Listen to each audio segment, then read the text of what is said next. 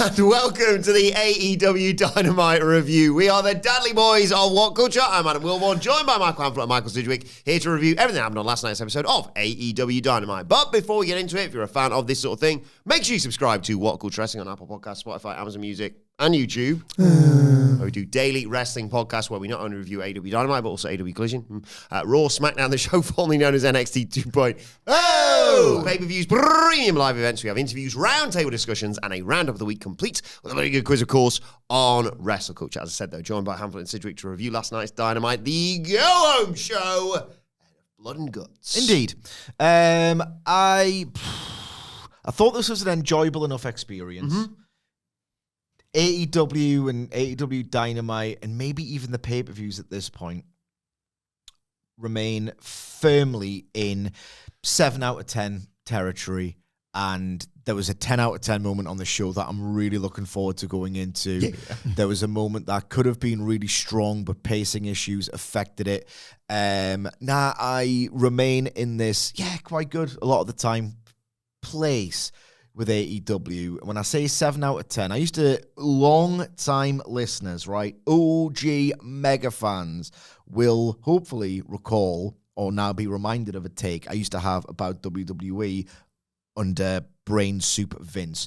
Just to clarify, it is nowhere near as bad, and it never will be anywhere near as bad. But there's a broad point where I would say it can only ever be a 7 out of 10. Like, I want to put like a sort of reverse Dave star ratings deal with it, where it's like it can never be a 10. Yeah. There are simply too many fundamental issues with this atrocity of a TV show. That means it can never attain perfection ever. It is too flawed. The very, very best version of this, with like Planet's champion Daniel Bryan on SmackDown, that's 10 out of 10 stuff, but everything else is a 4. You could only ever get 7. I'm kind of there with AEW, and I think Hamflett's got a similar take that we were talking about across the desks this morning of, at this stage in AEW's lifespan and Tony Khan's career as a pro wrestling promoter, he has his quirks, foibles, whatever, tropes, behavior. It's just so baked in to AEW that there's certain things that he doesn't do that I would like him to do, that he's never going to do ever. He's just not wired to do it, where it's not that I'm ever going to stop holding it to the highest standard possible. And I know it doesn't necessarily have to be the zero-sum game, but it's just like, I'm starting to think it'll never be a 10 for me again, this. It'll never be a 10 because there's just certain things that he's just never going to stop doing. Can't help yourself, can't you? And there's a really quite galling example in the opening segment. Yeah, fine show. Absolutely fine show. And I wouldn't say a series of them, but I enjoyed last week's Dynamite. John Cena. Fine show. Fine show, sir. Fine show in a 2 of them. Last week's was pretty good as well. Yeah, I've enjoyed the last couple of weeks. The pay-per-views, maybe there's a concern starting to brew about it was inevitable, but the pay-per-views starting to become ordinary and that becoming a bigger problem because... I will say, sorry, I know I'm just stepping on your dick, right? Okay. The buys for these pay-per-views, I think we're on the wrong. I think we're old. They ain't going nowhere, are they? They ain't going nowhere. Yeah. They remain an extraordinary, incredibly commendable success. And I had that weird little epiphany of, I'm the old man and I'm wrong. They are getting the numbers every single time. The model is suiting the paying customer. Yeah. Can't fault that. I don't know, to Sidge's point, we're going to talk about it's this exact thing we're going to get to in the first segment. It's a problem when you become that kind of dispassionate observer of a show that you just accept things of, which is this. And the example I would use, at what point in the 2010s, 2000s, whatever, did I just stop throwing my hands up in the air in disgust at Kane being the Backlash challenger or yet again the Big Show being the payoff? Because it happened. I was just it's a Vincent McMahon book product, so of course it's going to be Kane the Big Show. It would be a waste of my time and emotions to care about that. That's a big problem in one sense, because you become completely dispassionate about the fiction because you're too aware of something happening in reality. So it's not great that's happened with AEW, but this is probably the first time, I'll just say it, like the first time in a while they've introduced a new belt, and I'm not angry. I'm not anything. You don't want to be not anything, but I am. I'm not anything about this new belt getting introduced. I'm aware of the obvious problems. We've talked about it extensively over whatever iterations the introduction of the other belts. Yeah. I have no longer the anger in me because I know that I'm watching Tony Khan's wrestling show and this is one of the things he loves. So just be stuck with it. Yeah. It's acceptance. Yeah. Like it's funny you mentioned a 7, Sidge. Like I think I can go higher. It's probably an 8. It's probably an 8. Stage. Like I would, like this is the 20 years the Fed being garbage and never switching off thing that I've got in me to be like, well, maybe like I guess I don't stop thinking there's a 10 when it's very clear that there isn't one. But this is that. The belt was like a real realization for me. There would have been a time where I would have like just quietly fumed. Yeah, you've ruined it. But there's a good thing about that. It's because it's like, well, you must believe that there is better because you're angry that something might be making it worse. I no longer think this sort of stuff makes it worse. Not good, but I'm not mad. It's just the acceptance stage of, this is just what happens, isn't it? The only time you don't get this, and again, it's a pointless fight, this one, pointless war. The only time you don't feel like this is when companies change bookers because you no longer have that same set of rules. Triple H takes over from Vince McMahon, it's a different set of rules. WCW like uproot the committee and somebody else comes in and the company looks completely different. Like changing bookers, the old thing where it was Jerry Jarrett for 6 months, Jerry Lawler for 6 months, you could have hated those things. Like when they talk about Memphis things, there's probably more specifically one booker than another because one favoured certain little tropes. That's the only time you don't get this feeling once a booker's done the job long enough. It's like, like NXT 2.0 versus Cream Schools. You all of a sudden didn't need to use that's just what it's why it's so silly when the old guard come back and be like, this place, this crazy town. It's so like, I love the passion. You never went here. Let me tell you. Yeah. Let me tell you, Tommaso Ciampa, you never went here. Like that's the difference. And when it's Tony Khan's, he's going nowhere. So that's the stuff you've got to just. It's happening. One booker after another, of course. The sequel to DiCaprio film you went to see the other day. Indeed. Incredible. Go and see it. Go and see it. I had a really good time with this show. But, there's a reason why everyone calls me Mr. SAS, because that's what this show needed. Stakes and stories. That's what I always say. Didn't think you were actually going to do it. Huh? Sorry. When did he drop this? This morning, over the desks. And What's it been about, baby? I just thought, that's our Wilbourn. He's never going to make it in front of the mics, though, is it? And there he is. Who dares wins. First 10 minutes of the pod. So, let's get into it, please. AEW Dynamite starts. It's Wednesday. You know what that means? It's time for Tony Schiavone's opening promo, obviously. He's in the ring. But he's got a big announcement about this new national championship. But we didn't get to that because they listen to the show. They take our advice, obviously. He's immediately interrupted by the thing we said needed to happen. Samoa Joe being like, I want to have words about what happened last week, actually. Out come Joe and the Opps. And Joe said, Houston, we have a problem, which is like they were in Houston, but that's also like a space thing, isn't it? Oh, yeah. Like an Apollo phrase, isn't it? So just double meaning there if you didn't quite catch it. That's what you're here for. Hey. Big night, big Dynamite for the OTJ this one, wasn't it? Oh, yeah. Joe says, look, I know, Tony, you're going to say you had nothing to do with last week, but I find that very hard to believe. Tony, I'd say I've got a lot of respect for you. Joe just yells at him, shut up, pube. There's consequences for the things we choose to engage in, and those have come for the Georgia peach. Where was that in this? That's where Schiavone's from. Oh, okay, right. I thought he was just like going after his fruit or something. The Opps tried to get in the ring. Mad that you figured out that space one. Yeah. And that one just left you confused. I used up all my brain power with the first bit. Honestly. He's going to smash up his fruit bowl. The Opps go to get in the ring. Security rush out there. And Joe said to Tony, this is only getting more people hurt. But Hangman Page comes out. He runs down to the ring. Joe's like, great, we can take care of two problems at once. The Opps go to get in the ring, but here comes Eddie Kingston and Hook to keep them away. Eddie Kingston's grabbed a crutch from somewhere. Page says, I know you're a bit confused, but I'm Hangman Page. Tony Khan when he's booking a money match. That's good. That's droll. Bayne says, if Joe wants to handle this problem, I'll beat your ass right now. Hook grabs the mic and talks about how the Opps obviously are trios champions from when he was part of the group and challenged them for the main event. The match was already set, obviously, but he wants the trios titles on the line. And Joe screams at him, you don't speak to me like that. If you want a trios title shot, you got it. And quick hands, Tony, make the match. Bang, like that. What? He was even quicker after the main event. Oh, yeah, that was... Loves it, doesn't he? I didn't like this. I thought it was way too rushed, and I can't help but think when I see these rushed developments, like just missed opportunities, and I like to think about how I would have approached it differently. Like Joe went from like 1 to 10 in terms of the pissed off meter, and Hook barely set out. He was just like, he was raging. It's like, was he that quick to do it? I just didn't believe Joe here, which is pretty criminal considering he's the real and all the rest of it. I would have done this differently.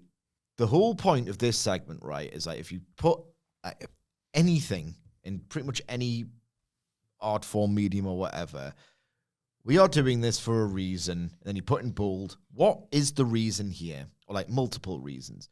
One of the bold reasons in this segment was put the heat on Samoa Joe by making the fans feel terrified on behalf of the beloved avuncular Tony Schiavone. I didn't feel a thing for him in this segment.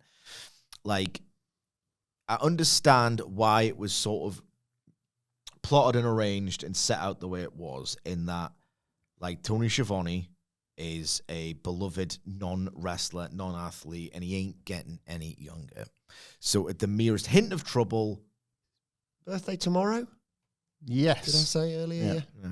So at the merest hint of trouble, it was the right thing to do for like Tony Khan and Gorilla to go, now, get those security out now. Joe's about to blow his lid, and so nothing could happen.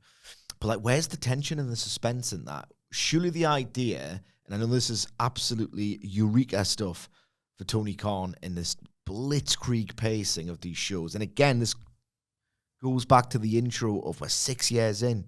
People have laughed at the, anyway, SCU, thanks for coming. There's another angle to bloody book. Like, this pacing stuff has been almost like a stick with which to beat AEW, or an in-joke amongst us who actually like it. I mean, Hamflett. You know what I mean? Just like part of its quirky charm. Yeah. But like, should it be like, Tony loves to rush his angles, doesn't he? Or should it be, actually, no, this sucks. And these little details matter, and these emotional beats could mean so much more. So I understand how the way this was set out, Opps interrupt Schiavone. They're not meant to be sharing the same ring. Tony Khan instantly senses, yep, Joe's losing it here. Get the security guard out, which sort of saves Tony Schiavone and all the rest of it. But because you've ordered it in this way, that allows you to rush through the heat on Schiavone, to build to the Hangman Page Samoa Joe match again, ramp up the stakes for the main event. It's just incident. Those moments between the incidents, they're called like feelings, and I would like to feel more for them. How I would have done this, I would have just saved the announcement for the top of the hour, which they in effect did, is like a decent sort of show long sort of, no, you outright said we're getting a new title, didn't he? Yeah. At the start. Yeah. Mm-hmm. Why didn't you say it was revisiting the announcement later, but the announcement itself was out there. Yeah, like, or I would have built the mystery for that, like, throughout the night on commentaries. That's a hook. And I would have just had, you could have even had like a little sort of canny AEW graphic of Tony Schiavone gets it right this time. And that's like the hook for the show, right? I'm only being half facetious there. And the idea is Tony Schiavone has a scheduled interview time with the Opps, and that opens the show. And then Joe's just, building the tension, making people start to go, oh, like, you want that stomach to drop and churn and think, oh, God, Schiavone's in trouble here. Like, where Schiavone's talking about his spiel, and, like, Joe's just, like, staring at him, side of his head, as Tony Schiavone's talking.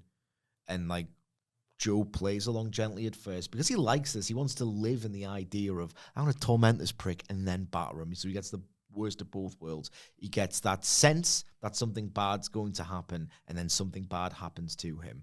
And then, like, Samoa Joe could just gently prod him about, like, so what was going on last week then? You could smile. He had a good time on Halloween.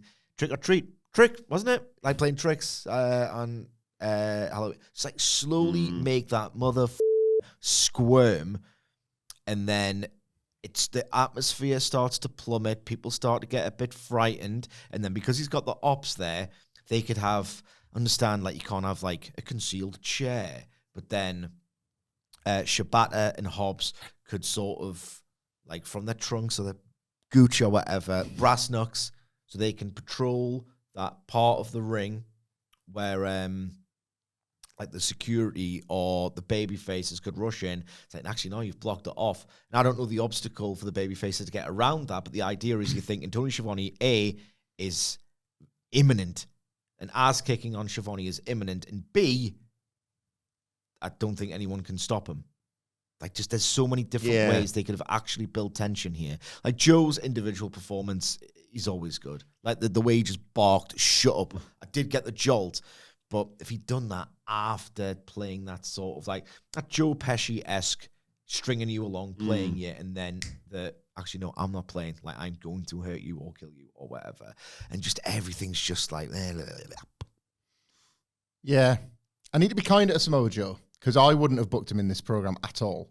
It felt to me like almost an admission of failure of setting up a series of challenges for Hangman Page and a healthy upper mid card so that somebody could slot into the role. But it's very much, and you can see why their chemistry was always so brilliant together. Joe's got that light switch ability that CM Punk has, for better and worse. Like, they can do it even if the material is lightweight, but they'll do their best to sell you on it all the same. And it's why they're in the roles they occupy and all that kind of thing. They get it's an art of a work, and they're very good workers in that regard. And he does it here, Samoa Joe. Noble failure for me, because I agree with Sidgwick's criticisms of it, but I would have done it. Like, this was a welcome change of pace from AEW in the sense that this felt like Joe versus Hangman was being profiled, that the AEW World Champion was the figurehead. I know that maybe that sounds a bit fed-brained, and it's like you open with a showman and promo and you're going to see these guys again in the main event, but there was a reason why that used to work. Yeah. Before it was like trivialized and normalized and everything like that.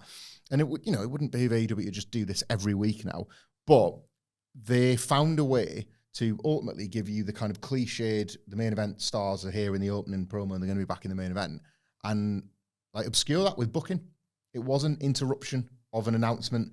It was right, let's raise the stakes. And it was an already established match. It wasn't impromptu. Yeah. Let's have it. Yeah. And it wasn't like that AEW thing where it's like every wrestler gets this segment and not a second more.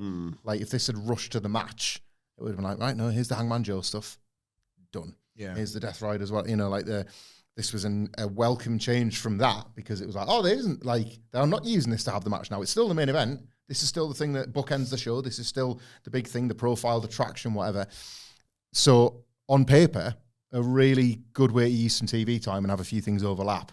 But it's got that, I forget how you phrased it there, Sidge, but the idea of like, you kind of should mock it when a feeling isn't lingered on enough, because that's ultimately what's going to sell a lot of tickets and sell a lot of, like, this was the TNA problem for years, and like, to the back. It was like, it was a Russo's Nitro thing.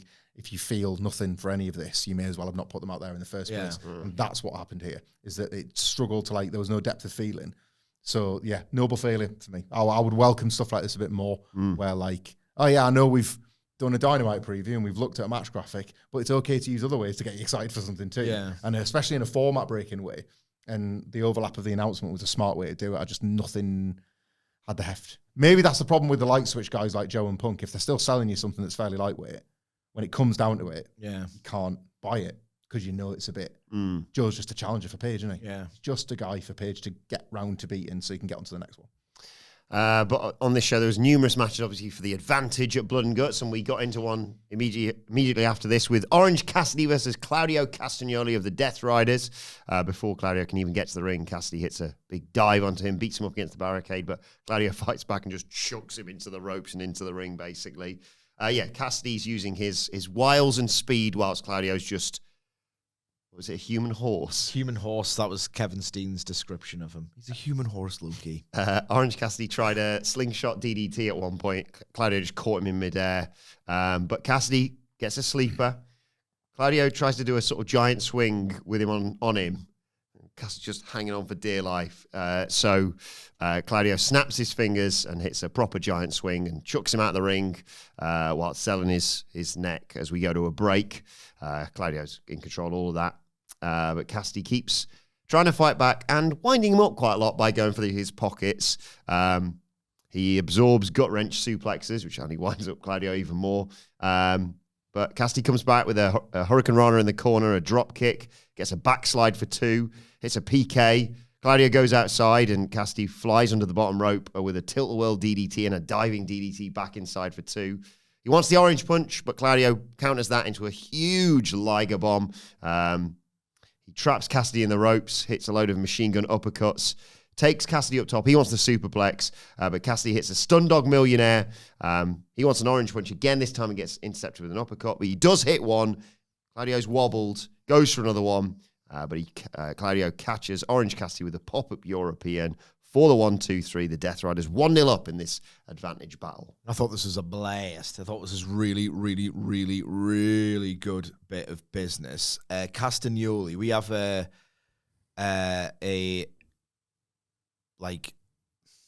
subset of wrestling enigmas, wrestlers who are so strange because they can move you and then not, like, 1 week to the next. Like Jay White, Claudio's definitely in this enigma list because he's had certain matches. I'm sure he had a match with, of all people, Will Ospreay once, and I'm like, man, like how? How is this match just good when it's you two? But I think it is that Castagnoli enigma effect. When I feel something for him, it's really quite intense. This idea of, Jesus Christ, he is a killer. Everything he does is just this, like, jaw-dropping, like, bone-deep sense of just being purely impressed by this, like, freakish specimen of a guy. And he carried himself like that on Dynamite, I thought, by, like, the constant, like, suplex attempts, just like a lion just messing with someone at will. Like, no one has the right to have this level of strength, and I thought he did an amazing job of conveying it.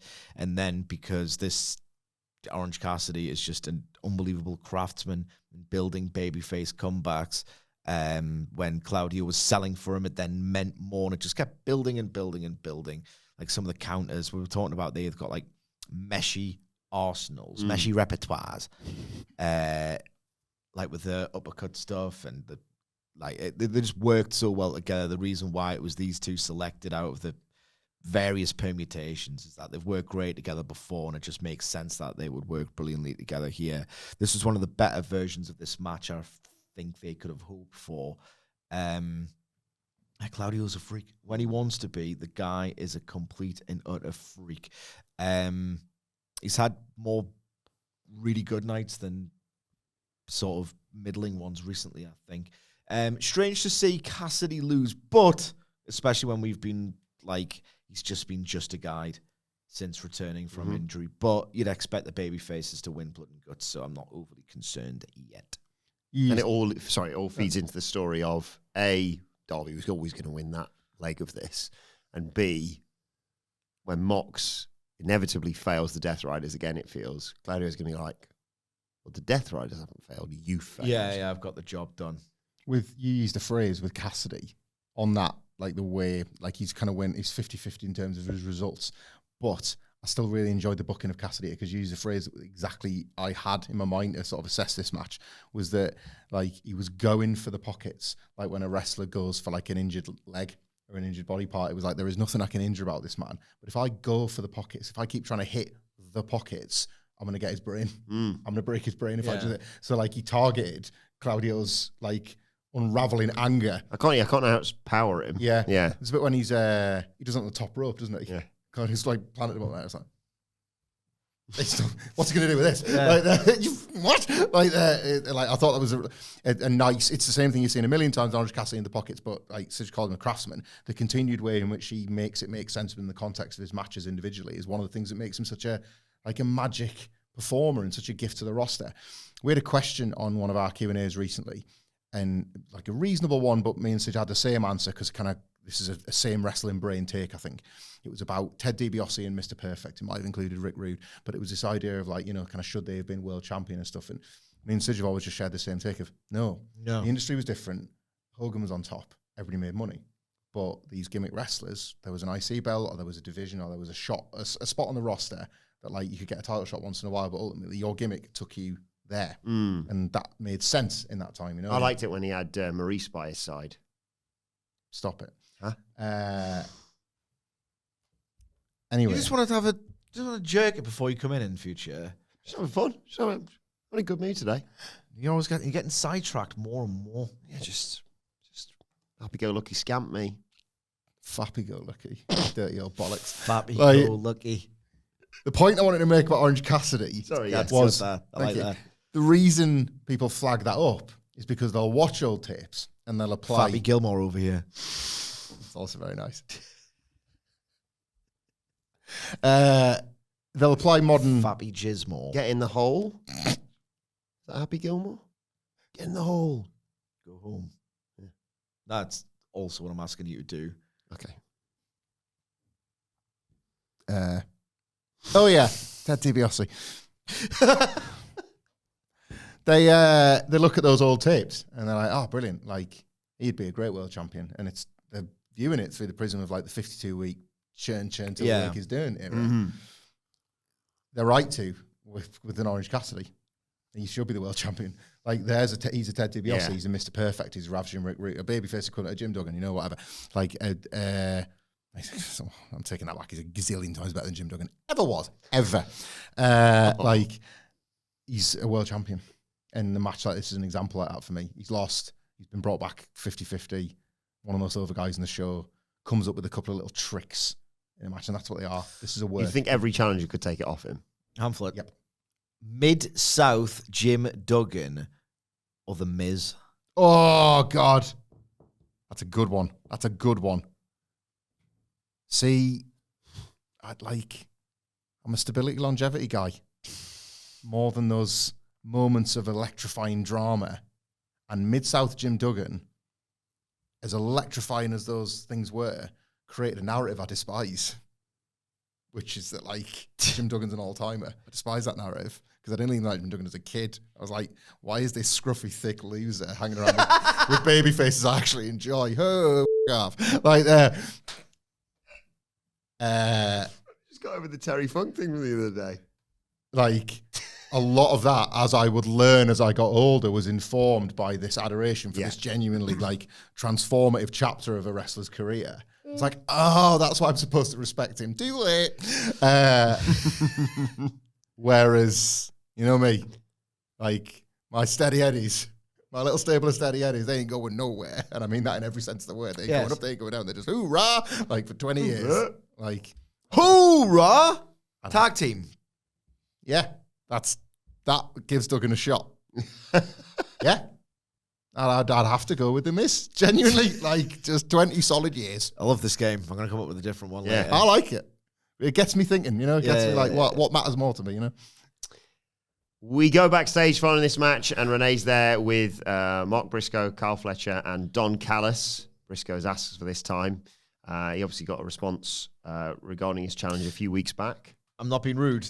I've got a notification on Twitter that I would like to read in relation to this. Callis responded to him a few weeks ago, not Carl Fletcher, and he says, look, come on, kicking me in the bollocks.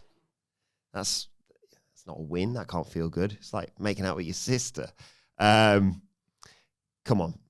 Be a real man. One more time. Full gear, no DQ. And the moment he says no DQ, Carl Fletcher's face lights up and he's like, I like the sound of that, actually. And Callis is like, hey, I'd love to see you happy. But no, if you're going to get one more title shot, Mark Briscoe, I need something from you. And Mark's like, oh, you want my career? And he's like, no. Oh, Mark. I never said that. I love you. But when you lose to Carl Fletcher, you have to leave the conglomeration and join the Don Callis family. Oh, my God. you underwater there? I know, let's press another one. Is my cock underwater? Dynastic, mate. My cock's underwater! It might just be our speaker, to be fair. We need to find out such as cock's underwater. Michael Sidgwick swimming. Anyway. That's what they say about ducks, isn't it? Yeah. Like what you see on top is not the same. Curly penis, isn't Yeah, that's it. You see the ducks on top and everything looks nice and chilled. Underwater, there's a swirly cock going nuts. Keeping that duck swimming. Done crazy style. Yeah, that's it. So, Callis says, come on, Mark, make it about yourself for a change. And Briscoe calls him a silver-tongued snake. He's going to make a deal with the devil. He accepts. I have never wanted Mark Briscoe to lose a match more. Yes, same. So I've got two things from X to bring to your attention. Drainmaker. It's his favorite emoji, of course. Has done the full gear updated card. Makes for sobering reading, you might say. Hangman Page versus Samoa Joe 2. Chris Statlander versus Mercedes Money 3. Kyle Fletcher versus Mark Briscoe 6. Brodito versus FTR. I think they might have done that. That's a holdover from The triple threat, didn't from they? Yeah, Forbidden triple Dow threat, Forbidden business. $1 million trios match. Millionth $1 million trios match or whatever. And it's that is in Tony Khan's defense an incredibly unique, bold pairing of Kenny Omega and the Young Bucks. I know it's all they kind of want to do, and I know it's always good, but come on. And a casino gauntlet for the AEW National Championship, and it's the second pay-per-view gauntlet of the year. Mm-hmm. Okay.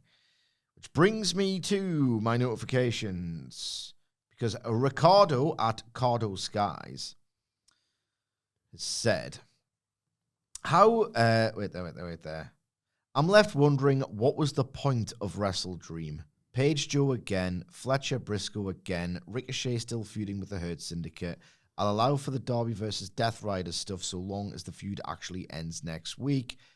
The fact that there's so much ongoing stuff that must continue means my faith in that is being diminished, which is not ideal. Ricardo continues, nothing feels like it matters. I miss when there were only 4 pay-per-views a year and there were hardly any rematches at all. What a waste of $50 Australian on Wrestle Dream. A Full Gear basically has the same matches. It's very frustrating. As much as I'm inclined to agree, and you make a broad point, when you see it all written down like that, it is like, well, it's no wonder I'm kind of uninspired by this show. Yeah. Because I've seen it. Been there, done that. Yeah. Couldn't buy the t-shirt because the merch offering was so poor. Right? Been there, done that. Pointlessly key to not get a t-shirt. Yeah. Been there, done that. They had 2 merch stalls outside of Wembley Stadium. What the f*** are we doing here? So when you see it all written down, it is... Been there, done that. Bought the last remaining Peter Avalon scarf. And that was on Thursday before the show on Saturday. I do completely agree with that, but I do like this stip because I'm going to be invested in the winner. That is the whole point. Like, Briscoe's lost too often, so I'm half thinking he wins the TNT title. No. But at the same time, Callis and Briscoe, indentured servitude, that's the business. I love it. Not many times that me and Sidge are effing. That's probably on me, to be perfectly honest. But what are the 2 words that I used this morning? Indentured servitude. I bloody love an indentured servitude storyline. And like I'm excited. I'm coming up with ideas. We were talking about it this morning because I was like, Phil said, "Oh, like what happened on Dynamite?" I was sort of running through it, and I was like, "Oh yeah, they've got this match that they booked for Full Gear." And like we just sort of stopped listening. And you were saying, what was it? You said, was it him and Takeshita? Yeah. So he just joins on Callis Family. From there, we go to... There's all these bastards, right? But then there's like a tag match booked, and because they're like obviously seeding this babyface turn, him and Briscoe as like, oh, the cool guys in the Callis Family, actually, this is awesome. Like, they're class. And Okada's like, what are you doing associated with him? And he's like, Takeshita, like they have a street fight or something, and Takeshita just comes out like dressed like a Briscoe. Like, he's just got like the baggy shorts and the hillbilly t-shirt and that, and it's just like, this is it. Like that one night where it's like, right, you got the freedom to just cheer Takeshita without impunity tonight. Yeah. Go nuts. Like that's the Briscoe as that last little thing. Like we both went there. We did the sort of like 3, 2, 1. Sami Zayn in the bloodline. It's his idea that like he got Jimmy on side first. The stupid little highlight. Like, I like this guy. I like this Mark Briscoe. I'm glad this has worked out best for all of us, hasn't it, Okada? I suggested a Don Callis family summit at the farm for just a scene. And the other thing I thought, which is slightly different, because I agree, like, yeah, the Sami Zayn element of all this is Don Callis is like, welcome to the family. I'm going to change all this, shave that off. We'll get you in dress you smart. Like, people are like, what are you doing to... oh my God. Sorry, Mark Briscoe. I really want you to lose. Yeah, here's an alternative idea to build on that. Mark Briscoe wins the TNT title, subsequently defends it on a weekly basis on Collision against like the likes of Beast Mortos and Rush and what's he called, Ace Austin, and that could happen. No, instead. thank you. I don't want that. Well, Mark Briscoe. You're right. It's a proper. That's crossroads. probably Mark Briscoe's on a phone, and he's like, "Oh, you're joking! I can't. I'm at work." Well, I know we've had a lot, but like I've got this job. You know that I always work Wednesdays and occasional Saturdays. Like I'm going to have to enlist some help. Pull back and reveal, and like Mrs. Briscoe's busy, but it's okay because there's one Don Callis family member to babysit one Briscoe child, and they're all left literally holding a baby or like holding the hand of one of the kids. They've all got take one each. Take one each for the day. It's like Mark Briscoe's like, I can't believe my luck. Like I've got this babysitters club, and it's the Don Callis family. Or alternate idea. It's the Collision taping after Dynamite, so a lot of the fans have already started to filter out to beat the traffic, and there's a half-full building. Ain't that big to begin with. It's now getting darker and quieter, and Mark Briscoe, in a 40-minute match that goes back and forth for no reason, successfully retains the TNT title, which is increasingly meaningless now because the national title has taken precedent over it in a 40-minute match against Johnny TV. I was racking my brain going, who's he pulling? Who's he pulling out? And you pulled out an absolute worldie there. I mean, that's both possible. That's why we've just basically... Please, Tony, do the right thing. That's why if we just land on the most important AEW match of 2025, I think so. Mark Briscoe versus Johnny TV is going to be great. Of course, it's one of the most important matches. They're all important matches. The only way this would have more attached to it is if it was like Mark Briscoe versus AR Fox. Like, well, hang on. Like the... Anyway, sticking with Don Callis. Huge. The ramifications of this TNT title match are enormous. Like, I'm invested in a match at Full Gear. Cut to you actually fly to the pay-per-view. Mark Briscoe's holding the belt aloft and you just tear your ticket up and throw it and leave. Flip a table on the way out. What are you doing? Don's still backstage after a break with Renee, the Young Bucks, and Josh Alexander. Best mates, obviously. That $1 million trios match of Full Gear that you mentioned, Sidge. Renee asks him, you joined the Don Callis family then? But before they can answer, Don says, well, talk about that now. You get that nice care package? I will spend every single dollar I have so you aren't treated like jobbers like you have been previously. When you're part of the team, you're family, guys. And in come all of the rest of the Don Callis family. And he's like, and of course, no Rainmaker! Brings in Kazuchika Okada. And I think it was Matt who said it's all a bit overwhelming. Callis says, hey, take your time. Okada says, don't take too much time, though. Yeah. Get to the point. The Elite are getting back together. Yeah. It's not like a strong episodic hook of like, one, I know what's going to happen. Two, they need to get away from each other, but they never will. And I'm sick of having the same talking points. Like, they can do anything with these two wrestling acts, but they just want to kind of do what they want. Imagine, like, I know it's the wrong example to use, and I hate putting him over, and I know he was, like, Simpsons-esque, and he was crap way longer than he was ever good. But, like, would Finn stand for this? Would, like, a proper wrestling person stand for? You want to work with your little woodies for 1 decade, huh? Oh, okay. I mean, I'm done talking about that. I'm done. I know it's getting boring, but So where's the goddamn storyline? What's the good version of that? I was thinking about this. Is it Zayn and Owens? Every time, like if they drop even a hint that they're going to tag off feud, you're like, yes, forever. Like, Yes. fight forever, yes, forever. There is no time where that doesn't sort of like light something in you. You know, they could be on. this was different good for years. Yeah. Years. Like, But then when it ain't, you stop doing it so Yeah. much. And the fact that, like, it seems like every time, it's not as if every time Kevin Owens gets into a ring, and it's few and far between, that's pre this latest injury. Get well soon. He's really missed.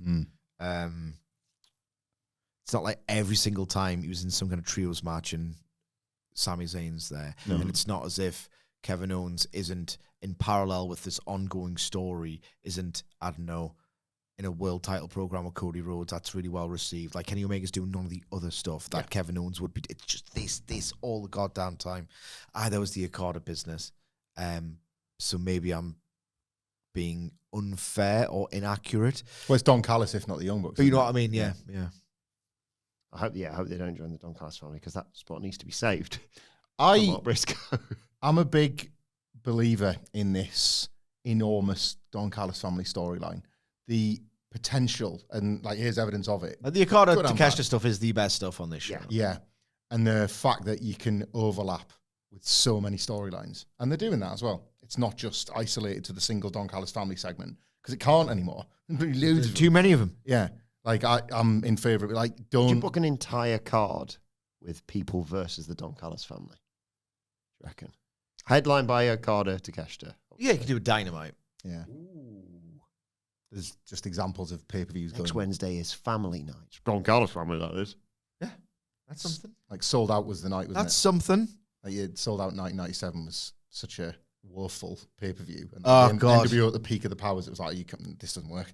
Like, we tried it, never, ever, ever, This is- ever do it again. And it's the end point as well. Yeah. Like the whole idea would be I have to do a full art of actually we're taking over or they took over. That sucks.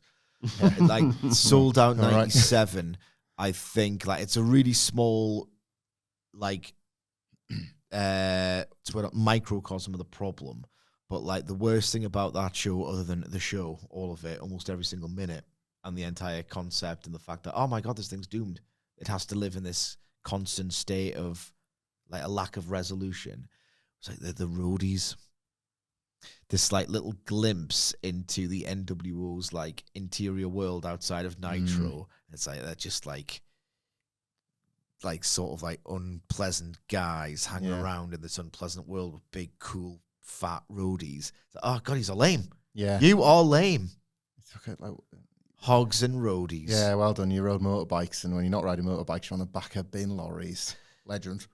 Like this. It's the opposite, wasn't it? Like,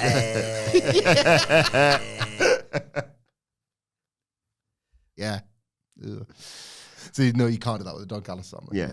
You can do a segment and treat yourself. Yeah. You can't have, like, a whole bit of you. Nah. But then they already are a bit lame, so I suppose that it's not like you're going to destroy the illusion of the... No one's like, oh, thank goodness Rocky Romero's here, sort of thing. That's good You stuff. have just, like, uttered a phrase that nobody in human history has Rody ever Romero. What came next on Dynamite? Hey, he had that run in CMLL. Yeah, they all do. No, I watched it. It was magic. Rocky Romero in Arena, Mexico. Magic. Don't believe us, do you? Yeah, I believe you. Okay. You've got credibility. Speaking of credibility, what came next? Oh, yeah. The AEW Women's Tag Team Title Tournament quarterfinal. Well, gentlemen. 80 years of wrestling experience sitting next to me. And little old me. It's just, sorry. Wilbourn got the prediction right. Prediction or spoiler? Who's to say? TJ. Prediction. Shout him out on this podcast. It was Mercedes. Money.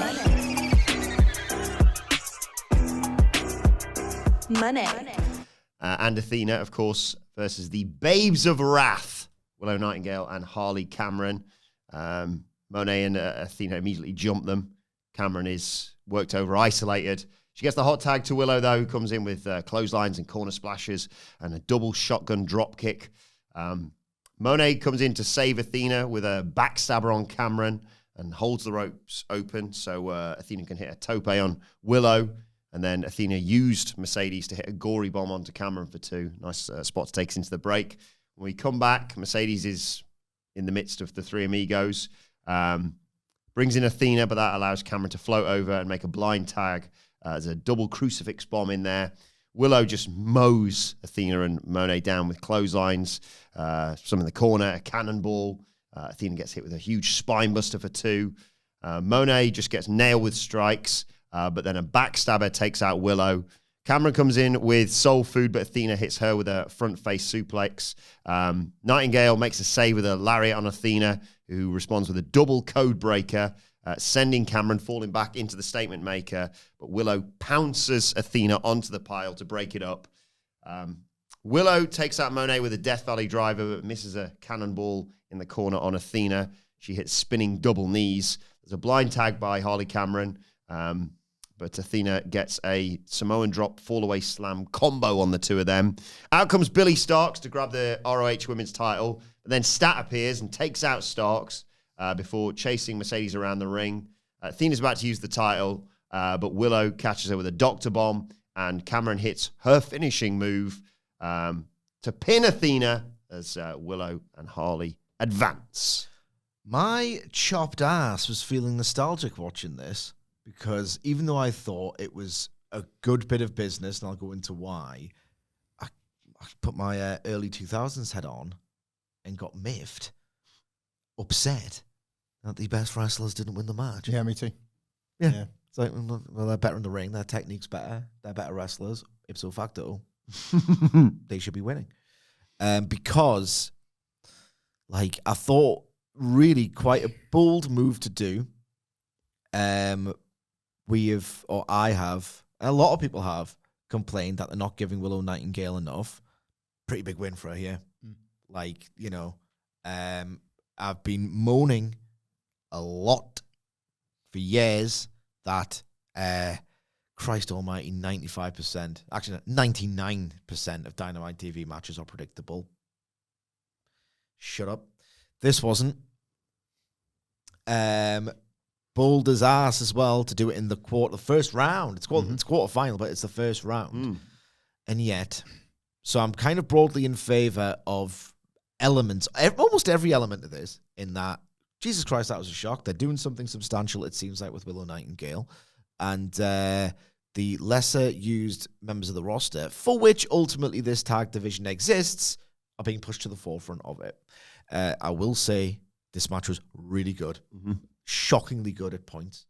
They need to get, like, as soon as, like, Mercedes, this sort of phase of her runs over, they need to keep these titles intact. They need to continue to promote them as important, because they need to reunite Mercedes, Moné, and Athena as soon as humanly possible, because as a tag team, they were fucking incredible.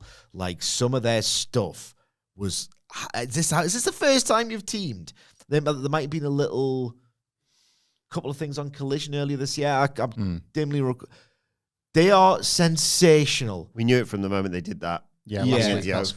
But the telepathy, Jim Ross used to call it that tag team synchronicity. Like, even when they were taking that, was it the double crucifix bomb from Cameron, which they did all the work for at the exact same time, like frame to frame photographic scrutiny of it just looking amazing. Was it Athena who got Mercedes into a gory bomb and used it to land on top of Holly Cameron? Like, at times my mind was blown at how good they were together. It was a break spot. What? That was to take us to break. Yeah. The gory bomb. Like, unbelievable, that spot. How quickly they managed it. Like, they are, like, my favorite tag team. And this was the duration of the match. So, like, ultimately, while I do think, they accomplished a lot of things I've been moaning about in one kind of fell swoop here. Fair play. I need this tag, like, Mercedes and Athena were great. Yeah, like, what's the Tony Storm? I forgot the stupid tag name. What, though? Tony and Mina Shirakawa? Yeah. Timeless Love Bombs? Yeah. they've created a scenario now where they were already kind of like the heavy favourites, but you're 0 for 2 in terms of the favourites winning. They probably will win the Timeless Love Bombs, but they've done a great job of laying Well out the booked, scenario. Tony. Yeah. Well done, Tony Khan. Very, very well booked. Like, this is so far creating the world, not just where the upsets are happening, but to Sidge's point, like, what's this division really for?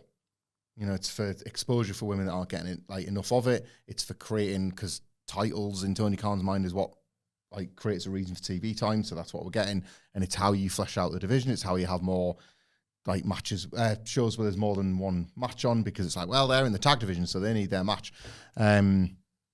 This is the stuff we should have seen and didn't, and that was when AEW was at its best, where you think it's going to be one thing. Obviously, you thought it was going to be one thing, but you can get surprised by it, and it's a bigger. Such a smug tosser, aren't you? Just, you know, I could do this all the time. I don't want to spoil everything. Oh, you know what? I'm grateful. You know what? Put your money where you now, because you'll win on Dynamite. If you did this for like every Dynamite match, you'd be like, I think everyone on Earth would have an incredible record. Oh, it's another 5 out of 6 week for my predictions. But yeah, this. Can you imagine a Dynamite accumulator? Or do they call it a parlay? Yeah. In Yankland. Imagine like a Dynamite accumulator with like half decent Collision odds. accumulator would be pretty decent, No wouldn't it? bookmaker with a brain in their head would ever like do it. Yeah. So just to clarify, do you want to bet on Lady Frost or against Lady Frost? Against Lady Frost, okay. Yeah, that makes a lot of sense. There's never been a coupon buster. No. Well, stop. You put like a 6-fold accumulator, and if you put £1 on it, you get like £1 3 back. That's the pot for next week. Win it again. Yeah, but like, you know. Penny a week. Penny a week over Penny 6 a week, years. yeah, every little helps. Yeah, that's why you do this. It's impressive. Legitimately impressive booking. I enjoyed the match too on with Sidge. There's great stuff to go back to with. I love Mercedes and Athena. It's still one of my favourite matches of the year. A TV match on Dynamite. It's the physical chemistry thing that applies to them as opponents as much as it does partners, evidently. And it's created that doubt now around the Timeless Love Bombs, who remain the heavy favourites, but this is not a tournament being won by favourites. Maybe actually, Shafir and Megan Bayne that side of the bracket. Does it go? Would a final potentially be Willow Nightingale and Harley Cameron versus Bayne and Shafir? Yes, or the Timeless Love Bombs. Because it's the Sisters of Sin awaiting in the semi-finals for they can't win. Cameron and I suspect they will as well. But that's the benefit of 2 upsets in a row here, because one of them is definitely going to make the final. Yeah.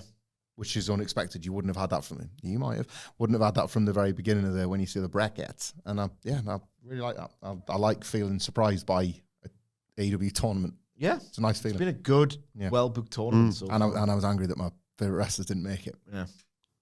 What's going on here? They should be the tag team champions. Yes. I was rather invested in this match.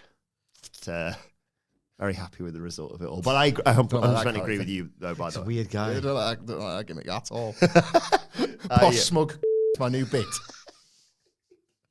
No, I completely agree with what you said, Sidge, in terms of like, just because this tourney's over for them, don't stop doing this with Mercedes. They were great.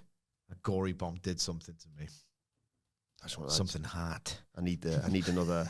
What was it? Was it something into the O face or the O face? Was it the O face? The backstabber. That was it. Moneymaker. Whatever. You know what we mean. It's not the moneymaker, is it? They're kicking off. Oh, mate. All right. Go on. The statement maker. The moneymaker's the finish in it that nobody likes because it rarely works. Yeah. Never forget. Went into the office that January morning. How was it, Sidge? I don't know what it was. Huh? The Mercedes, as in case like any of the stands were like crawling up the walls of the building. How was Mercedes Money's New Japan debut? Shout out my. It was excellent. Shout out my In Your House podcast colleague. Oh, it's the best. One of my favorite tweets ever. One of them being brave enough to put his head above the parapet on X and suffering the consequences. He said, "Can we all admit that was a bit rubbish?" And then that was it. That was all it was. And like everyone was collectively thinking it, and he was the brave one who put his head above the parapet, and he got like an infestation of stands in his comments. One of whom said, "You bitter bean-eating bastard." That was it. Beans toast, that phenomenon of like us Brits criticising wrestling because we're a more discerning nation of fans. And these beans toast wankers, wankorers. Eating their beans toast. I might have to look up this someone replies if that tweet's still up. Oh, God. As I do that, let's talk about the... hang on, sorry, I need to get this page ready for you. Tony Schiavone being back in the ring to announce that at Full Gear, there's a casino gauntlet match for the new National Championship. You're joking. You're joking. You're joking. You're joking. You're joking. You're joking. You're joking. You're joking. You're joking. Not another one? What? And she's underwater as well. I was sort of picturing it. Like, just head up over this. You're joking. Under the water again. Another one. I talk about setting the tone. That's the first thing that Tony Schiavone says on the Brawl and the telecast is, well, we've got a new title. What the Why? Well, looks like those women's tag team titles have been established. What have we got now? It's imagine your kids asleep. Then you see you shouting from the other room. You joking? But that's what I'm We've often joked about Sidge being like the opposite to Miller, and it's great because it turns out colleagues can have different opinions. But you've now just given like the antithesis catchphrase. Why? I don't know why. But this is the thing. Like you said, at first I was like, why? But then I wasn't really like, oh God. I'm not like writing think pieces on a tweet thread like I almost certainly would have. In fact, I can vividly recall doing for the All Atlantic and going to the same talking points. You can't do this because it ruins everything. You think it's just one little title, but it'll foster bad habits and da-da-da-da-da-da-da. Now I'm thinking, oh yeah, well, whatever. Everybody wrestles Kane. Yeah, I'm mildly... I think it's a stupid idea, and I'm now kind of... God, what's this opening segment like? Oh, rushed, great. It took me a while to get into a nicer mood with this Dynamite. It feels... It's not going to be a division instantly, given what followed. It's going to be a zone. Yeah. Something to placate top stars who kind of seemingly want a title around their waists at all times, the Hurt Syndicate. Do you know what I mean? Instantly, I think it's a Hurt Syndicate zone. Do you know what I said to him this morning? It's like the people in the back. You know what that Hurt Syndicate demand feud needs? It's a belt. Or you could just stop doing the feud. Yeah, Feud was finished. Feud was finished after Wrestle Dream. I'll go one further. You know what that trios feud between the Hurt Syndicate and the Demand needs? Yeah, singles title, brand new. So we've got men's Wild. Yeah. Men's Unified. Yeah. Oh, yes. TNT. National. That's back to 4. Back to 4. Isn't it one more? No, it used to be, there was the Continental and the International, course, but now they are together the Unified. Yeah. But everyone needs 4 belts. I was going to say, they did that, and he's like, right, you can have that for a bit, but I need another belt at some point. My Britishness, my English football fan, is now thinking that there's a Premier League title, then there's a Championship, League One. It's like the League 2 title in terms of importance like that. Hang on a second. You think you might have sold me on this belt, baby? Oh, it's like the Johnson's Paint Trophy. You've doubly sold. You've sold on it now. It's funny because obviously the league below League 2, when you fall out of the 92, is the National League. Yeah. Pretty good team to win the old National League. It's just, I'll never sing that. It's one of those things that happens where it's like, well, there's nothing insightful to say. Everyone's going to say the same thing. And if everyone says the same thing, which is diluting titles, this is a waste of time. What you've done by not being able to add insight into this development is instead you've got a consensus where virtually no one asked for this. Everyone thinks it's a bad idea. There's no one who is not fake or who isn't as easily pleased as our friend the Drainmaker. I was going to look up his tweet. You know your glass was empty before you mentioned Drainmaker, but then you just read one of his tweets and you cried all the way, all right, buddy. There's his tears. Who's thinking, God, How was Dynamite last week? Yeah, man. Yeah, it was good. Well, you don't sound so sure about that, Dave. Wow. I've just... Something's missing, All right, what's that, Dave? I can't put my finger on it. Well, what is it, Dave? Is it the fact that wins and losses don't seem to matter as much? Is it the sense of, stars aren't being promoted as stars? It's the fact that, AEW's lacking that cutting edge. It had those huge promotional advantages early on when they were bringing back so many things thought lost forever, and, they were really sticking it to WWE, that defiant attitude. Is that what's missing? What is it? Was it blood? I need a fourth title, man. Has anyone said that? You know who might like it? Drainmaker. Well, obviously. Our two friends that were observing from a distance ladies' night the other week, and one of them's going to be absolutely furious. A second women's match? What the But then the first guy's like, bad enough I get one of them. It's bad enough I get one of these. Basically, we've created two characters and they're called Joe and Jim. Yeah. Who are what we perceive to be... Forgot about Joe Yeah. and Jim. So Joe and Jim are the American male wrestling fans that AEW and Warner are frightened about upsetting when they put too many women's matches on the show. All right, well, we'll take... Oh, my God, there's going to be 4 of them in one goddamn ring. Jesus Christ, Botch City. Well, they're actually better than the men in a lot of cases. Hey, sorry, Jim. Hey, I didn't know you got woke. Check it out. Jim voted for Obama. And then, Book in the mud. a book in the mud. The only good thing women matches are good for if you get along a book in the mud. So Joe's brought his Take your bra off. That's all you're good for, darling. But then obviously, who's that? Who's talking there, Jim or Joe? I can't work out which Joe. one. I think Joe's worse. I can't work out which one is the awful person or the other one who's secretly just a somewhat decent guy who actually likes... I think Jim corrected him and said, you can't be saying that sort of thing. So who's the nice one? I think it was Jim. Jim's check it out. Jim voted for Obama. Jim likes him good. We're next, Jim. Jesus Christ. So Joe's there. He's getting a bit South Park. He's brought his mud buckets for nothing. Right? Total waste of time. Mud bucket shop. Two more, please. I'm going to another Dynamite.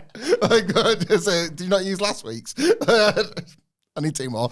Jim's like, well, Joe, don't leave in a fury just yet because that new belt, that's just for America. And Joe's like, maybe it's going to be all right for 1 more week. Yeah, I guess we can continue with the show then. It is a national. You ain't telling me that title's going to be defended in France or nothing, are you? Oh, God, better not be. That's like Jim's. Which nation? Either specify the nation and I might keep watching. Belt's revealed it's Canada. We're getting the out. Oh, my God, at least it's not Mexico. Jesus Christ. Bad enough.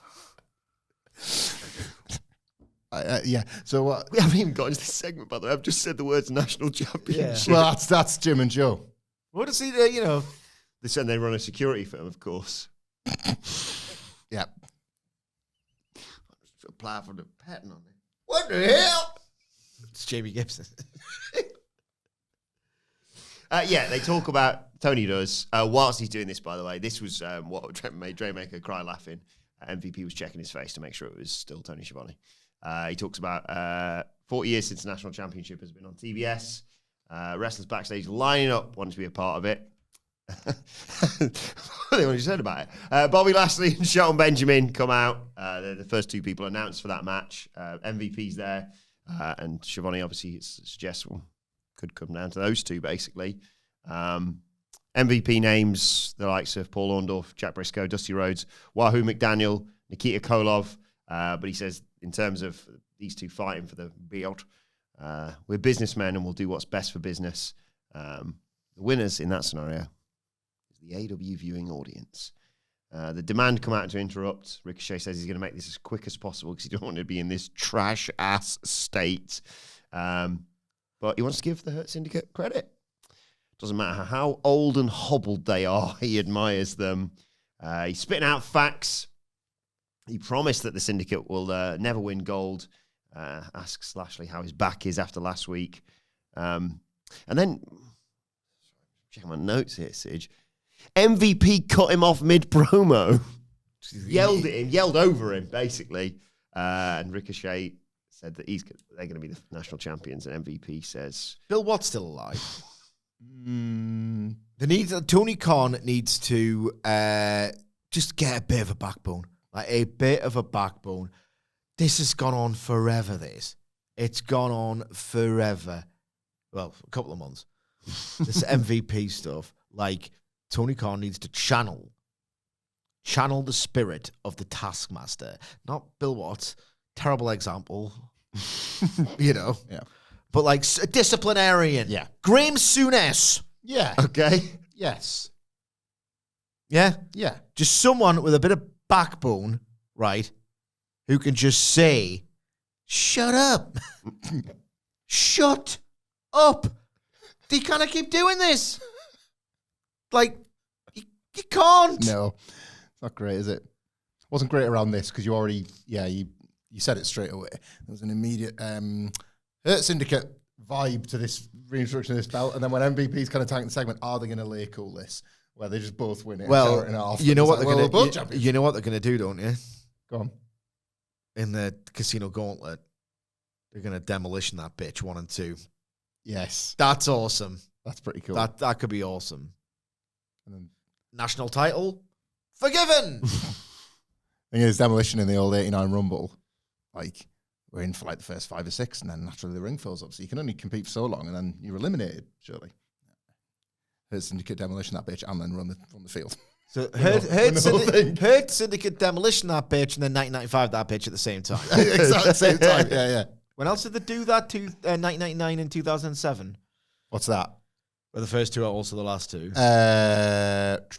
Yeah, Shawn and Undertaker from 07 to 08. And then technically McMahon and Austin. Yeah. But demolition that bitch, win the whole thing. Shelton Benjamin even does the Shawn Michaels elimination tease. Bobby Lashley picks him back with the shake hands. Yeah. Pull the belt up. Winners! Probably get a third one for MVP if we need. The National Trios titles. Don't give me any more ideas. Wait, that's a singles one, but we could have a...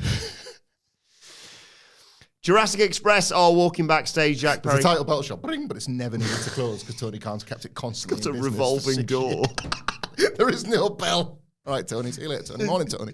He's got his own key. Let yourself in. Leave the money behind the...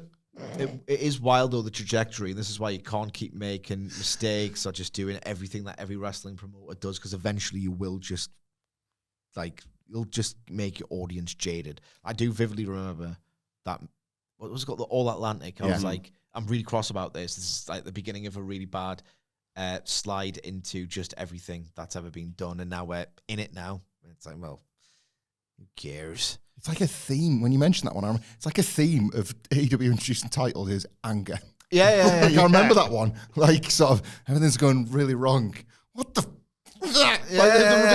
Get that off my screen and get that belt off. Every time he did it, I've got a big announcement. No, come on, Tony, you can't do this again, mate. That never greeted with the response of a new belt. Yeah. It's supposed to generate... It's a polar opposite, isn't it? Yeah. Oh, Now it's like, oh God, another one. So Jurassic Express are walking backstage. Jack Perry says there's more important things than money, like friendship. He knows that the Young Bucks are having problems with money, so he takes $100 and stabs it into a table with a knife. Why does he have to carry a knife around? Jesus Christ. Could just give him it. He's just not cool. Made me remind me of that vibe. You could come what in. have you got? A knife? No! What about if it's not legal tender anymore because it's got a big old knife hole through it? Yeah. That's a waste of money. Wanted to spend that. A knife's probably He doesn't worth like more material than possessions, bro. He just likes, friends and the woods. Being hard. Like when they've said make money, he's taking that literally. I've made you some money from some bark. Don't spend that, Jack. It's not legal tender. Where's Richosaurus? Come on. He's gonna be like the 1.5 million. He's going to be on the Forbes rich list at this rate. Number 28, a dinosaur. What? Keeps winning these 400, 500. $1 million matches. Yeah. We didn't get any update on the money. So they're still there, presumably.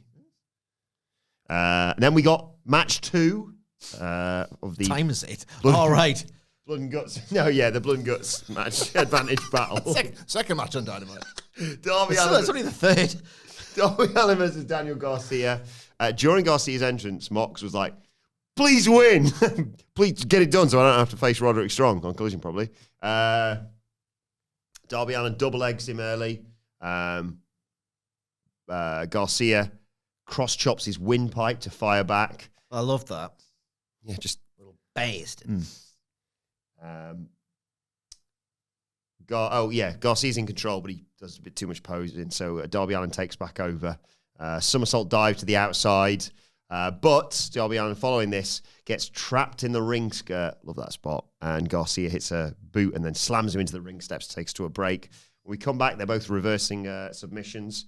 Garcia puts him in a rear naked choke, but Darby Allin goes for a pin for 2. He's still choking in those. They're in the corner. Garcia hit a huge superplex, but Darby Allin floated over as he held on into a suplex. Floated over a suplex, into a scorpion death drop for the double down. Darby Allin wants a coffin drop, but Garcia crushes him and crashes out to the outside. And he traps Darby Allin's head between the post and the steps and hits a running drop kick. He's busted open after all this. Back of their hair. Oh, man, to see it. It's good. Garcia wanted a count out. Not that head. Wanted it back. Garcia wanted a count out. And Pac also got involved to lay out Darby Allin when he looked like he might make it back inside. And he only just makes it back inside following that at 9. This is when we should break it here. Garcia puts him in the Dragon Tamer. Mox stinging all this. Darby Allin tries to get to the ropes, but gets pulled back to the middle of the ring, but counters by repositioning and gets a Scorpion Deathlock for the submission. It's 1-1. We go to Collision. Mox and Roderick Strong, of course. Following all this, Pac hits the ring. Darby Allin tries to fight him off, but eats a boot to the face. Orange Cassidy comes out. Wheeler Yuta comes out, hits a Busaiku knee. Claudio, Roderick Strong, Mox, Kyle O'Reilly. Mox goes after Kyle O'Reilly's knee. Pac hit Cassidy with a tombstone. There's a neutralizer from Claudio to Darby Allin. And Strong saves O'Reilly as Mox is about to take him out. Hits a huge knee and the Death Riders scramble. I thought this was really good. Really, really good. Darby Allin just is constantly excellent at what he does. And Daniel Garcia is so much better suited to being a heel and a babyface. It's not even funny. Like, he's such a little... Don't want to swear too much. I think you're about to say a very accurate statement. He's such a little... Yeah. Such a little... And he's just like, God, I hate you. Mm. I thought this was really strong, nasty, like hard way blood always helps. Don't start doing it on purpose. Didn't hear it from me. Just always helps. Like, it just really, really, I'm just a little sick, kind of a sick guy. I just really enjoyed it. Like, I really, really enjoyed it. It helped my, elevated my opinion of this match enormously. And even without it, like, Garcia was just, you little prick. Like, you nasty little thug. Come on, Darby. And I think I've been revising my opinion of Darby Allin a lot over the past however many weeks and months, ever since he returned, really. Like, God, you're kind of off-putting. Like, you're excellent at what you do. You are, if anything, underrated at what you do, but my God, you are off-putting. Yeah. Forgot about that. But... Drink a glass of water, not for me. Not for me, no. And yeah, he's just so goddamn great between those bells. He's you want to live and die with water him. just holds it under drain, mate. Yeah. You want to live or die with someone who gives you the ick. I mean, that's a Darby Allin magic. Yeah. Yeah, like... Magic. Mm-hmm. Yeah, magic Darby Allin. Like, what can't he do, really? We always say, like, if you need a wrestler to feel the best they've felt in a new character or a new role or a storyline, like, send for Darby Allin. He just has these matches where, like, he heats people up. Danny Garcia as a heel has his best night yet, really. Against Darby Allin. Like, he has annoyed me at points, like, what can't he do? like I don't have the answer. make vignettes in his own time that are entertaining. Like that's one thing. Some of them are really good. I do want, We've always hated them. I've got the one thing you can't do. It's be polite and just sit in it. Because that was the whole point, wasn't it? It was like someone was like, he was on the podcast. He's like, thank you. Oh, no, I can't do that. Yeah, I poured the water over my head. What was that? Do you hear about what I think I read this somewhere. It might be a load of bollocks, but I swear I read this on X or online or something about the one idea that got rejected that he suggested. Oh, you got hit by a car. You Yeah. want to get hit by a car. Yeah, with the car. If you're going to do it at that angle with anyone, it should be him. Yeah. Sooner or later, when somebody's getting hit by a Did car, you it's see Darby that? Allin. Did you see that backyard footage of the guy who tried it? Yes. Because the whole point is you can take the bump. You just have to kind of time it perfectly. Roll jump. in the air, Yeah. something, He's twatted by this thing. Like Froze broke his legs. Hit by a car, didn't He's got shoe run over in front of no paying customers. Beast. he? Good numbers online in the end. I think just Maybe. resurfaced on You got sure you got this? by that car, by that motor. I didn't press record. I don't watch Tried it on front facing camera. Jesus Christ! It's you popping at somebody hit by a car. But yeah, I'm glad Darby won. Yeah. Never bought the count out for a second, obviously, but you know. I didn't, but it was better than the Cody one in terms of the physical timing and the selling and the space left between the 9 and the 10. Maybe 2-0 to the Death Riders would have been fun here, actually. Maybe that, like, John Moxley dodging his match and going in. I think they got a best of both worlds by having him being like, please win. Yeah. Collision is live as well. They've Yeah. got tickets to sell for that show. Yeah. So Are we gonna do it? Do what? Go to the Collision? No, we're gonna review it. I don't know, man. See what else is on the show. I'll drop in for the coverage of that I match. just quite like watching it, picking and choosing the best stuff in my own leisure. What about I'll get all the notes, and if you haven't seen stuff, I'll just describe it for you. It's like he comes in with he doesn't know what that's going to be on Dynamite. The people might want to listen to it now that you put it in the open. I might not want to review it because here's what I've said about it all along: it's unreviewable. I quite enjoy watching the show, picking and choosing. I'm not going to watch Johnny TV going 12 minutes. No offense, Johnny. But I can't review it. The hell are you? I would I feel like we have to do one more before we officially kill it off. Could we not review John Moxley versus Who's Roderick? You're not involved in this. I'm about to involve myself. Could we not review John Moxley and Roderick Strong as part of like the SmackDown review? I, for one, would welcome that match. It's like when they used to do it from the Vault segment. You son of a bitch. Can't just put stuff out there. No, we're not reviewing Collision. I think some elements of this collision seem to have value to me. No. I'll tell you what did If happen. you want a choice in the matter, though, listeners, viewers, stick around on X. We might be needing you ahead of some Christmas can stuff. What? I just thought you were going to say content, and then you switched up 10 for stuff, and it popped me. Can stuff. Can. That's what we should have called it all along in the summer. We're putting stuff in the can when we were on holiday. Content. I'll tell you what was good content on Dynamite, and that was FTR. Oh, no. Yeah, that one's going to get us in trouble online. Is that Big Lou? Yeah, it's Big Lou. Oh my God. I love this. This is the business. Mm-hmm. So FTR were always going to make an appearance after they became number one contenders. Cash Wheeler says as much. You'd think they'd be over the moon, right? Do it. They should be 3-time champions in London, but Brodido took that away from them.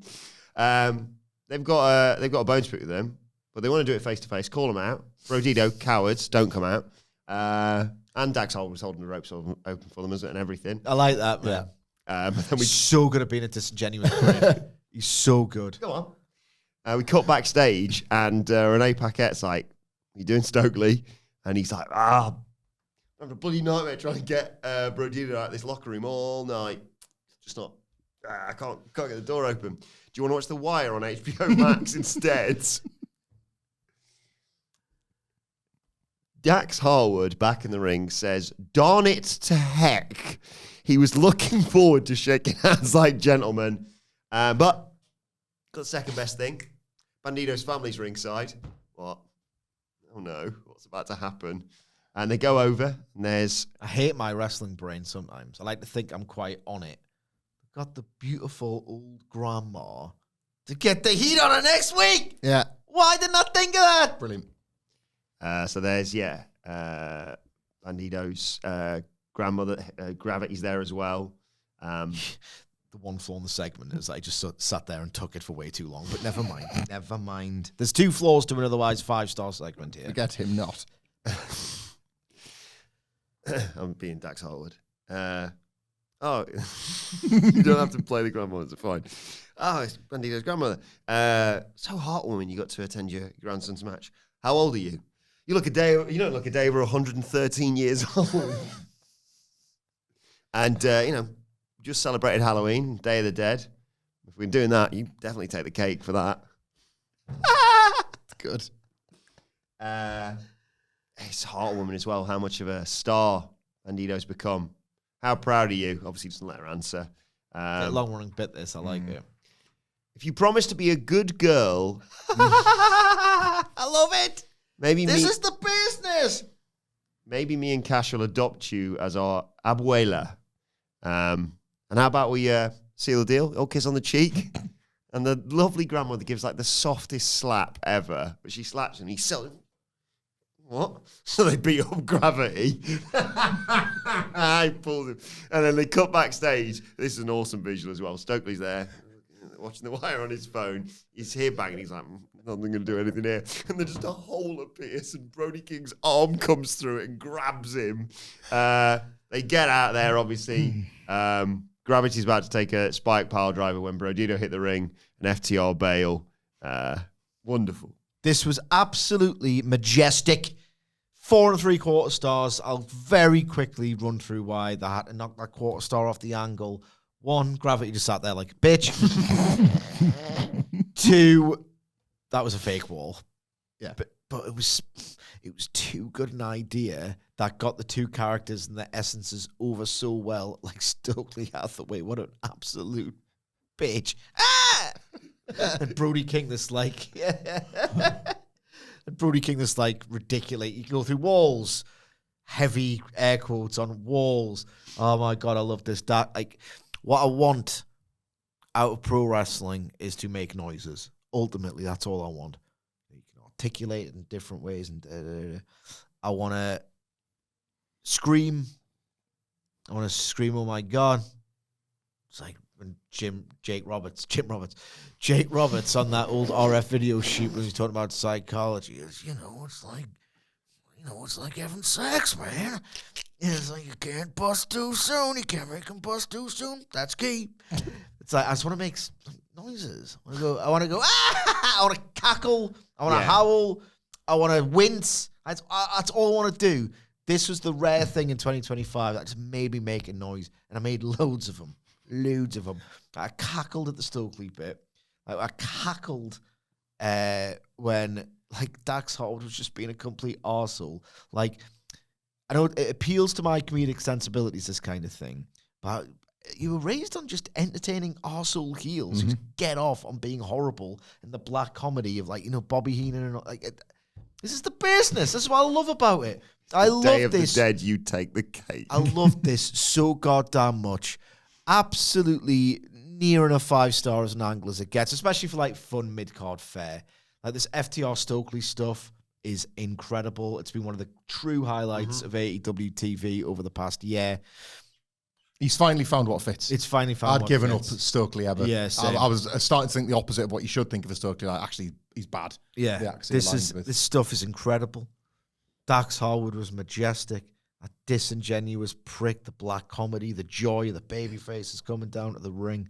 I adored this. And like even if like and here's the thing.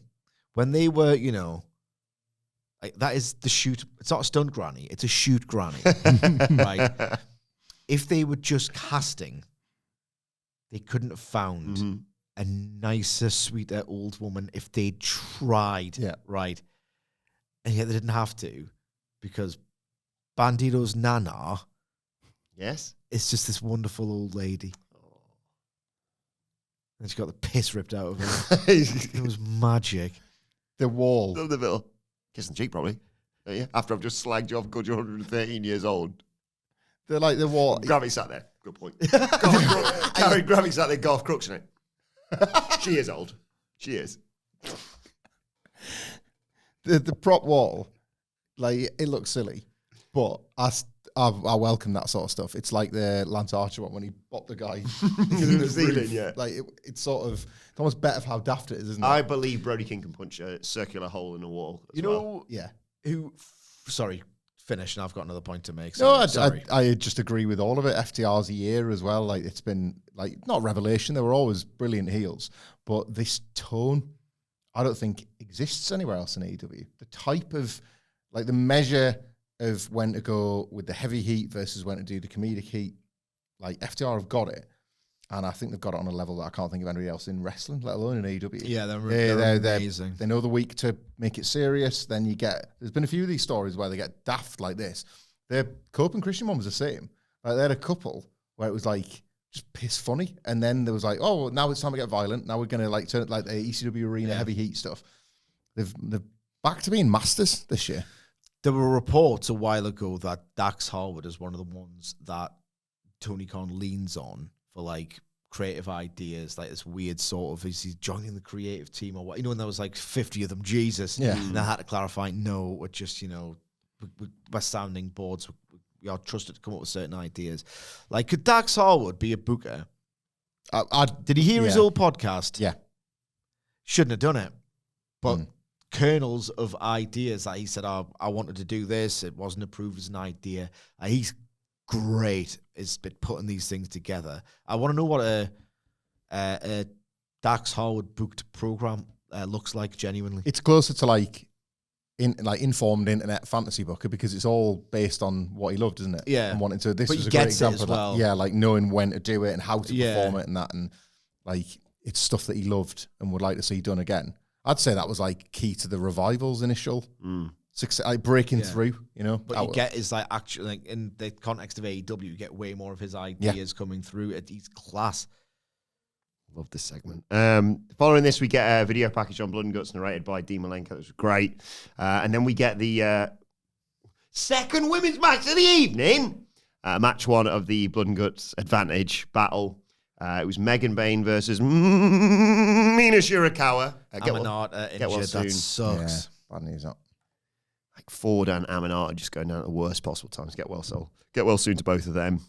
We have timeless Tony Storm on the commentary team, who had some gems in there. She was mustard on commentary, wasn't she? She invited Excalibur to do commentary on one of her orgies, and then said to Danielson, didn't know they made hemp cologne. That was just a start off for 10. Yeah. Shirakawa starts the match off by trying to... Mass, 5-star mass. Mass of the year. It's a religious Dream mass, you could It's say. a religious experience, some people. Yeah. This. That was always a fantastic Father Ted joke. That was it. He gives a great mass. They talk about like signing a new striker. You got Ted in. Like, he'll give you 6 solid masses before the end of the season. Shirakawa tries shoulder blocks on Megan Bayne, who doesn't even move. She drops Shirakawa with one of her own. But Shirakawa comes back, hits a buzzsaw kick. Storm yells, "Get that big bitch!" He's gone off her. Exact words. Gone off her. Gone off them, gone off this entire energy. Yeah. Shirakawa hit her. Brutal game. Sorry, I don't make the rules. Crossbody to the floor. And Storm yelling that she loved Mina Shirakawa sort of distracts her long enough to allow Bayne to recover and hit an avalanche fall-away slam to take us to break. When we come back, slingshot tornado from Mina, German suplex from Bayne. They trade suplex attempts on the apron. Shirakawa hits a high kick and a snap suplex, but takes too long, and Bayne hits a superplex. She wants a Liger bomb, But Shirakawa counters into a Hurricane Rana and a rolling elbow. There's a top rope sling blade that connects. Bayne kicks out at 2, and all of a sudden, Tony Storm is choked out from behind by Marina Shafir. Like that bit. This all distracts everyone, and Bayne hits Shirakawa with a Liger Bomb for the 1-2-3. Post-match, Storm gets sent into the steps by Shafir, and she joins Bayne in a beatdown of Mina Shirakawa. Storm gets a chair and chases her off. The Triangle of Madness hit the ring and beat up Storm. Nightingale and Cameron run out to even the odds. The ladies all brawl. Mercedes runs out. She's going to hit the ring. She's like, side's better of it. But then Statlander jumps her at ringside. And yes, the babyfaces stand tall ahead of Blood and Guts. That ending was a bit like, yep. None of this really makes that much sense. But No. They're all in the match. But Yeah. they're all in the match regardless. It's almost like the antithesis of how well booked this women's tournament has been. They definitely forgot to tell the story, haven't they? Yeah. They definitely like Oh, shout, the stars are here. That's the story. shout this out. On But that they are collision. actual stars. Yeah, they shouted out on the collision about a month ago. Blood and Guts. They were going, wow, who's that going to feature? These. Well, why? Just left it until the week before. Brawl or something. Yeah. It's so weird. Like, it's a proper full chapter missing. Stuff yourself a brawl. Brawl for all. Yeah. The match is kind of just there for me. Kind of just there. And yeah, Toni Storm has peaked. Maybe there's a recognition that she's peaked, hence why she's, gracefully stepping aside. She's being a supporting actress. Yeah. These days. But yeah, the charm is diminishing a little bit for me. She hasn't said anything as funny as sock you in the box. Or, Megan Bayne hit me with a move once, I lost 3 inches. I went to Tony Schiavone and got them right back. She hasn't said anything really funny in a while. Yeah, that was the top tier. I'll sock you in your box. That was good. Yeah, it's a little bit. She's playing tribute to herself. But it's by design because it is. I will move a massive star into the mid card trying to elevate the others around her. I'm not actually sure it's working. No. I don't sense that there's like this Toni Storm dust that everybody's getting on them from being near her. All of a sudden, she just doesn't feel as big a deal as she did. I don't know what the answer is. It's unfair. She's the best. She's the ace, really. Yeah. But I didn't get much out of this. Don't really want them to win the tournament either. Don't want this to continue on. It surely will. Yeah, something new for Toni Storm, I think. I don't know what though. Main event time. Trios titles on the line. The Opps versus Hangman Page, Hook, and Eddie Kingston. It looks like oh my God, we're getting a sneak preview of the pay-per-view. Joe versus Hangman Page. Sake. Joe immediately tags out and brings in Shibata, obviously. Page hit a massive lariat, brought in Hook, who got a Northern Light suplex for 2. Hobbs, we get a bit of meat chance when Hobbs is in the match. Kills Hook with backbreakers. But Hook sidestepped a splash in the corner and hit a huge overhead suplex for a double down to take us to a break. During the break, Hook's getting checked over by the old, not security, I'm talking about the medical personnel, etc. Kingston's in trouble when we come back, but he breaks free, gets the hot tag to Page, who just runs wild. Slingshot crossbody. He posts Hobbs, hits a moonsault for a near fall, rolling elbow, blind tag by Eddie Kingston. Page takes out Shibata with a dive. Kingston takes out Hobbs, but Joe nails him with a clothesline. Shibata and Hook reappear. Shibata drops Hook with an overhead suplex. And Page and Kingston set up to do the Hurricane and a buckshot at the same time. But Hobbs takes out Page's legs on the apron and sends him up the ramp with a pounce. They brawl up the stage, and Hobbs hits a world's strongest slam off the stage through a table to take them both out of it. Kingston is isolated, as I said. Hook's injured. Kingston is now fighting 3-on-1, basically. Or 2-on-1, because obviously Hobbs has just nearly killed Hangman Page. But he fights back. He hits an exploder on Shibata. But Hobbs is back and tackles Kingston into the corner. Hook limps back in, tries for a red rum on Hobbs, but he just kills him again with a backbreaker. And Joe makes Kingston watch as Hook is picked up and just tortured by Powerhouse Hobbs until he submits. The Opps celebrate on the ramp. Kingston is checking on Hook as the fastest booker in the West. Books Hangman Page versus Powerhouse Hobbs and Falls Count Anywhere for next week. I tell you what, Powerhouse Hobbs was so godly in this match at times that I'm thinking, God, I wish that was the main event of the pay-per-view. Yeah. Yes! And if that stip as well, because, like, you don't know what, like, it's AEW, it's a title match. It ain't going less than 19 minutes. It just ain't. Like, I don't know what Hobbs I'd like to see them goddamn try, but I don't know if it was like that aura would sort of evaporate throughout the match if he's going 19 minutes and it's like, well, it's his third turn on offense on Hobbs when really he should be killing you like so quickly. But like a Falls Count Anywhere Hobbs match, if they just built them, what the hell does that look like? It probably looks awesome. So that's going to be great, I think. So that was good in and of itself. Almost too good. I want to see that at the pay-per-view. And it was this match at times, which I suspect I'm going to be a lot higher on than Hamflett, was almost cruelly good in that you got the sense that, oh God, Powerhouse Hobbs rules. He's not going to do anything forever, is he? And also, oh my God, Eddie Kingston taking notes from a certain All Japan 95 tag with the Hook stuff to a degree.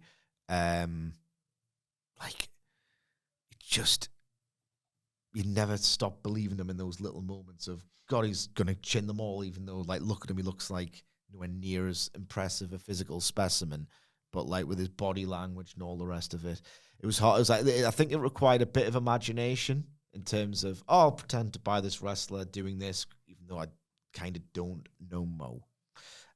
But in the way it was arranged to make the Claudio's dropping no Mo out of nowhere. I do what I want. Within reason. Wilbourn after yesterday. Fair. This match was one of those where it was like, I care about all these characters for 10 minutes, and I'm not going to next week, and I can already feel it. Hook stuff's interesting. They're bitchifying him, and maybe it is all leading somewhere.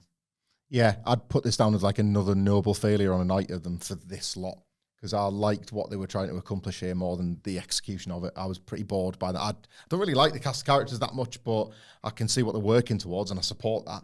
Like Hook being made to look so weak is new, but it's legitimate, because the more they were trying to push him as, well, Hook's back and he's kicking ass, you didn't buy it. No. And it was reduced. If siding with poser stuff. Yeah, if siding with somebody is reducing somebody you actually care about in Eddie Kingston, what does that say about the person he's siding with? So they've listened, and it feels like I don't know if it's a pivot, but it feels like they've adjusted what the intention was, and they very quickly got there, because that's 2 weeks in a row now where Hook's been a designated loser both times, but the difference this week as a designated loser versus last week is pronounced. So they've done something right with how they've illustrated his weakness and as a weak link. What else? There was something else I wanted to praise, because I was pretty bored.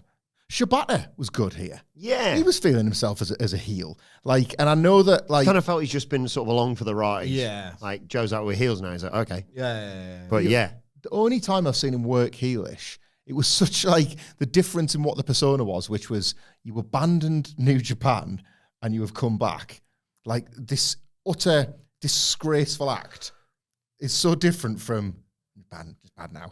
Like the Opps are baddies. That's like, and yet I thought he like really unlocked something in his work. Like when he was on offense, I thought he was the most fun of the bunch. Like you were isolating Powerhouse Opps. For me, it was Shibata that seemed to sort of shine a little bit here, like unexpectedly so. So it's, a good example of maybe what you can get out of the Opps as heel trios champions when this Hangman business is done. And Joe, like, that's that difficult thing of like, well, Joe's turned heel for this and he's lost. What do you actually do? Well, it turns out you might have 3 dickheads that could be quite a fun act in the mid-card. There might be like a benefit beyond trying to heat up this Hangman Page thing.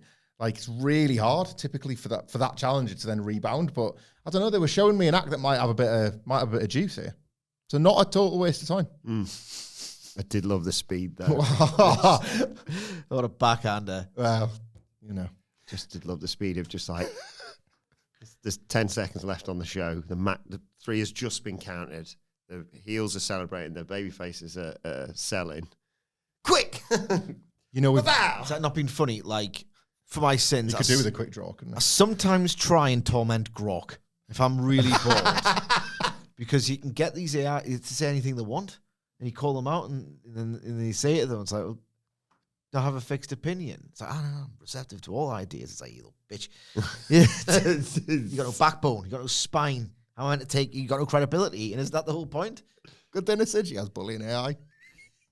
Because I fundamentally hate it as a concept. Yeah, try and get it. So I'll try and get him. Right. Imagine they close it down. There's like a massive announcement. We tried. We know people worried about it. Well, we're shutting it down. Why? Because one guy in Gateshead has unpicked its psyche to such an extent all the server rooms melted down. Yes. Like I'll get him. You little bitch. You little bitch. Silicon Valley, just a river of wires. He was too hot for them to handle. Indeed. So when I'm bullying Grok, right, I like to torment him. Bear in mind, it's meant to be this thing that's going to take over the world, and it's like, you're going to take your jobs, and like it's going to, like, don't need games anymore. AI will do them. You don't need films anymore, apparently. AI will like just do them. He's like a Mad Max figure in this post-apocalyptic world, but you're standing them down. Yeah. Just time. You got to give them different prompts, and then like discover what they say, and then go, no. But you just said You gotta lead them down the path and everything like that. That's how you do them. That's how you do them in. But what I'm saying is, when you're feeding Grok prompts with which to bully him, like it's like dot, and then reams of information. Hey, we've done it. The match graphic guy in AEW was quicker than Grok than AI could ever hope to be. If you're worried about anyone being too quick, vastly outpacing the progression of human intelligence, it's the AEW graphics department. It's if you read into it and look too much into it and stuff, it's scary. It is scary. Sort of Minority Report, Paul. He's going to want to force Connie in a match. It's scary, man. Scary. Yeah. Anyway, that's any thoughts on AEW Dynamite in the comment section below, or on X at WhatCulture WWE. Watch so you can follow all three of us. You can follow Michael Hamflett at Michael Hamflett on Cameo. Oh, yes. Sorry. And I also misspoke. I should say all four of us. You can follow Michael Sidgwick at Watch out, Grok. At M. Sidgwick. Follow our producer Adam Nicholas at It's Adam Nicholas. Follow me at Adam Wilbourn. Follow us all at WhatCulture WWE. Make sure you subscribe to WhatCulture Wrestling wherever you get your podcasts from for daily wrestling podcasts. That's been the Dynamite Review. Thanks to Hamflett Sidgwick. Thank you for joining us, and we will see you soon.